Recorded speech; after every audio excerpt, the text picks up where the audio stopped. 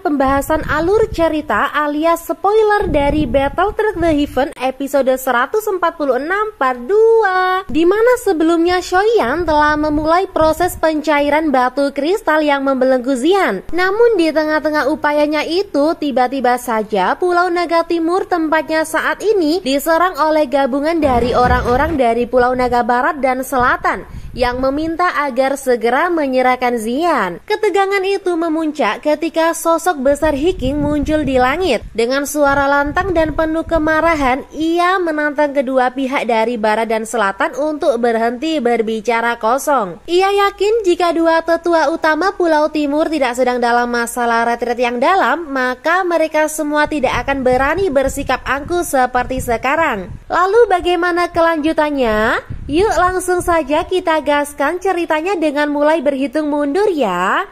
3, 2, 1. Ucapan Hiking memicu amarah Xiaoyan.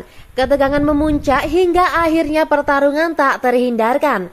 Kedua pemimpin pasukan menyerukan tanda perang, membuat pasukan masing-masing langsung bersiaga dan melancarkan serangan. Zuli menyadari situasi yang semakin memanas, segera memerintahkan Hiking untuk kembali ke altar dan menjaga Xian. Meski enggan meninggalkan medan tempur, pria kekar itu akhirnya menurut.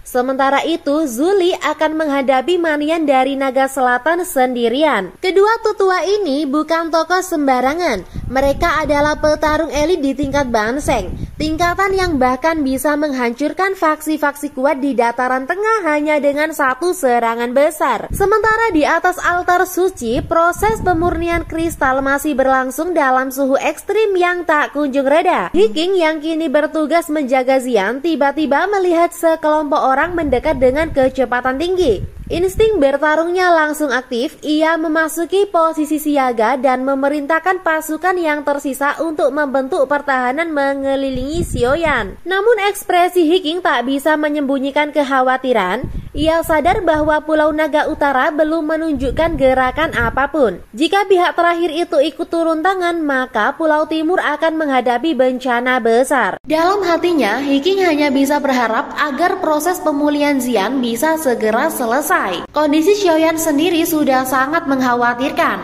Wajahnya pucat, tubuhnya gemetar dan matanya penuh darah. Ia tampak bisa pingsan kapan saja karena kehabisan doki. Tidak ada yang bisa menyangkal bahwa menyempurnakan kristal sekuat naga ponik selama lebih dari sebulan adalah tugas yang melampaui batas kekuatan manusia biasa. Melihat keadaannya itu, Hiking bersumpah jika Xiaoyan memintanya bertarung demi keselamatannya, maka ia akan berdiri di garis depan melawan siapapun tanpa ragu. Belum selesai kekacauan itu mereda, suasana di sekitar altar makin mencekam. Hiking mendeteksi kehadiran Xisha, seorang tetua dari Pulau Naga Barat yang akhirnya menemukan lokasi kawah. Tanpa banyak basa-basi, pertarungan sengit pun pecah antara Hiking dan Xisha. Di sisi lain, pertempuran lain pun masih terus berlangsung. Zuli kini tengah bertarung sengit dengan Manyan. Masing-masing menunjukkan kekuatan penuh tanpa menahan diri. Terlebih Manian memiliki kemampuan luar biasa.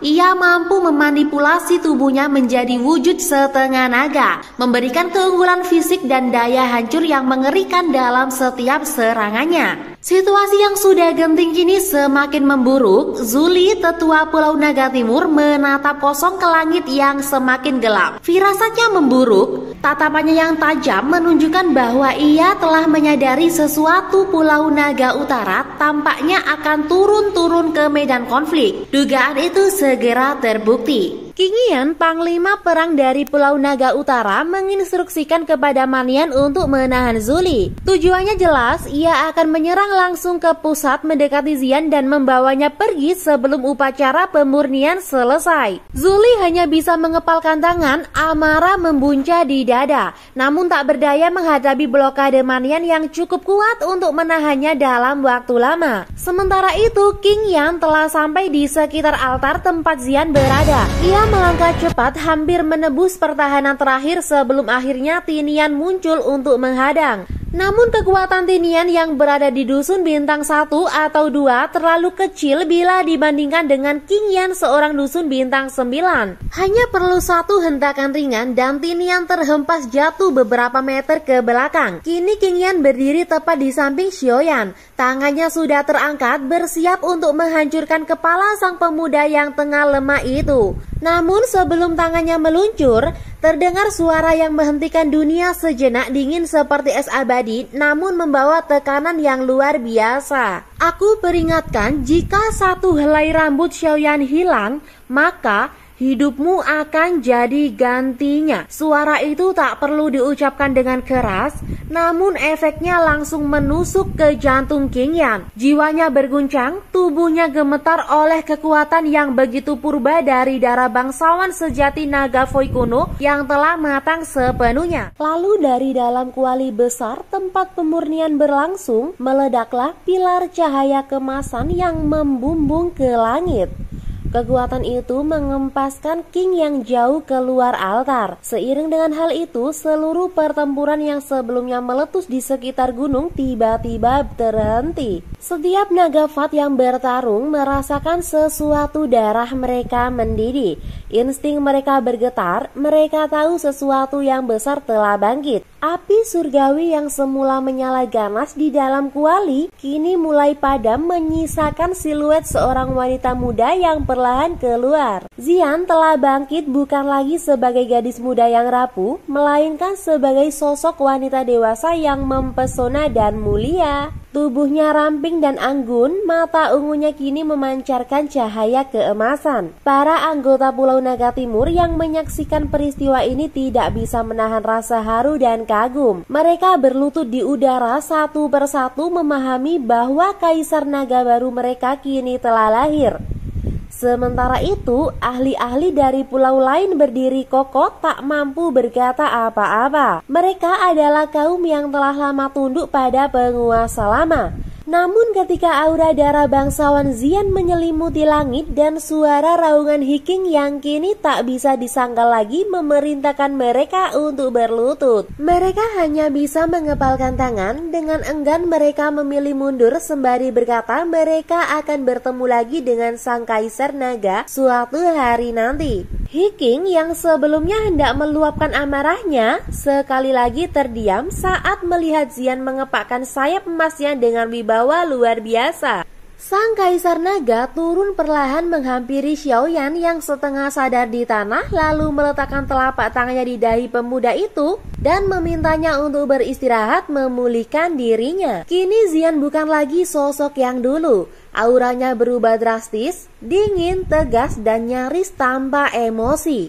Keanggunan terpancar dari setiap gerakannya seakan diyakini benar-benar siap menundukkan dunia. Bahkan Hiking pun yang dulu akrab memanggilnya gadis kecil nakal tak lagi berani menyebutnya demikian. Dengan suara tenang yang tak bisa dibantah, Xian berkata, "Jaga Xiaoyan baik-baik, urusan Pulau Naga biar aku yang ngurus." Setelah kemunculannya yang agung, Xian sekali lagi mengibaskan sayap poni keemasannya. Dalam sekejap, tubuhnya melesat ke langit meninggalkan bayangan cahaya. Ia muncul tepat di atas medan perang yang masih berkecamuk, pandangannya menebus seluruh penjuru langit. Tatapannya yang tajam dan penuh tekanan membuat setiap makhluk yang sebelumnya larut dalam pertempuran tiba-tiba membeku. Tak terkecuali para naga dari pulau-pulau lain yang kuat, sekalipun mereka semua terdiam tertunduk di bawah dominasi auranya.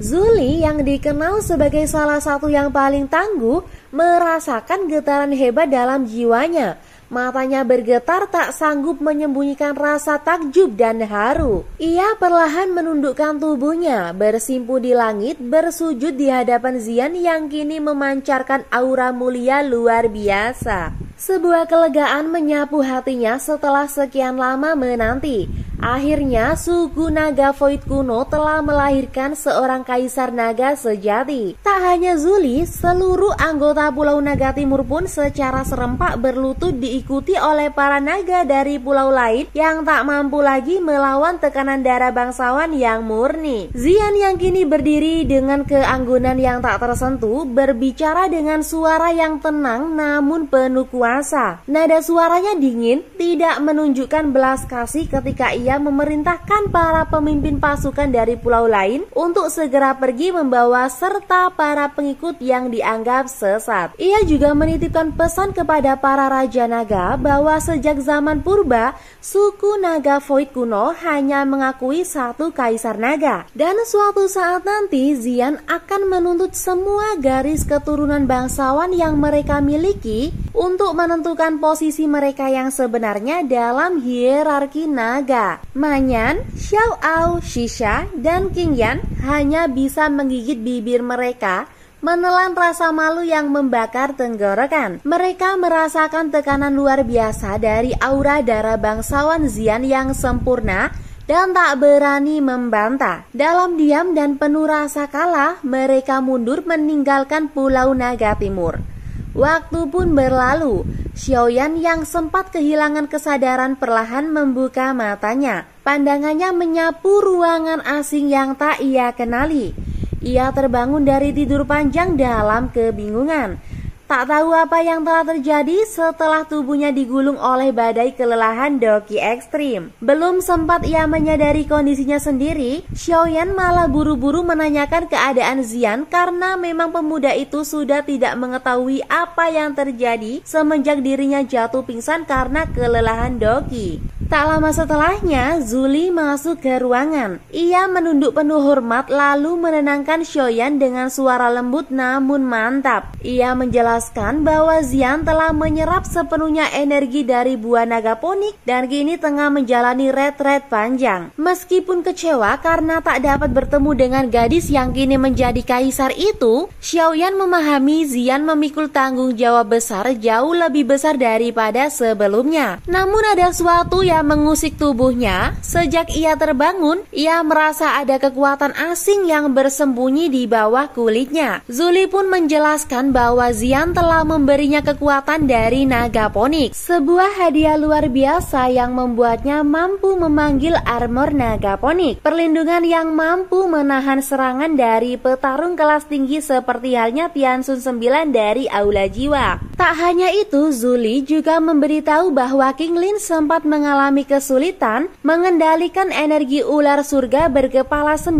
yang ada dalam tubuhnya. Namun dengan bantuan para naga Void kuno, ia berhasil menstabilkan kekuatannya di makam naga kuno. Jika proses penyempurnaan itu berhasil, bukan tidak mungkin King Lin akan melonjak ke tingkat dusun bintang 5 atau bahkan 6 dalam waktu singkat. Sementara itu, Xiaoyan menyadari bahwa ia masih punya urusan yang belum selesai. Boneka iblis langit miliknya, si Aset, telah rusak parah akibat pertempuran melawan sekte langit mendalam sebelumnya. Ia meminta Zuli untuk menunjukkan tempat dengan konsentrasi energi petir tertinggi di wilayah itu agar bisa memperbaiki boneka tersebut. Keberuntungan masih berpihak pada Xiaoyan. Di Pulau Naga Timur memang ada tempat semacam itu. Kolam Petir Void, sebuah lokasi legendaris yang dipenuhi energi petir murni. Hiking ditugaskan untuk mengantar Xiaoyan ke sana. Hiking melesat menebus ruang kosong, tubuh besarnya melaju laksana kilat. Xiaoyan yang mengikutinya dari belakang hanya bisa memejamkan mata. Ketika cahaya petir yang pekat menyambutnya dari depan mengantar mereka ke fase berikutnya dari perjalanan yang penuh ujian ini. Saat kelopak mata Xiaoyan perlahan terbuka, pandangannya disambut oleh pemandangan luar biasa. Sebuah danau raksasa luasnya nyaris 10.000 kaki yang di dalamnya berisi petir-petir murni menyala terang. Setiap kilatan menciptakan gemuruh halilintar yang mengguncang udara seperti auman naga langit yang marah. Hiking sebenarnya agak ragu membawa Xiaoyan ke lokasi seberbahaya ini. Namun kegembiraan luar biasa terpancar jelas dari wajah pemuda itu saat menyaksikan lautan kilat di hadapannya. Bagaimana tidak, Xiaoyan tahu tempat ini adalah tambang kekuatan. Dengan esensi petir murni yang begitu melimpah, ia yakin bisa memperbaiki si Aset boneka iblis langitnya yang rusak parah dan sekaligus meningkatkan kekuatan ke 10 boneka iblis bumi miliknya.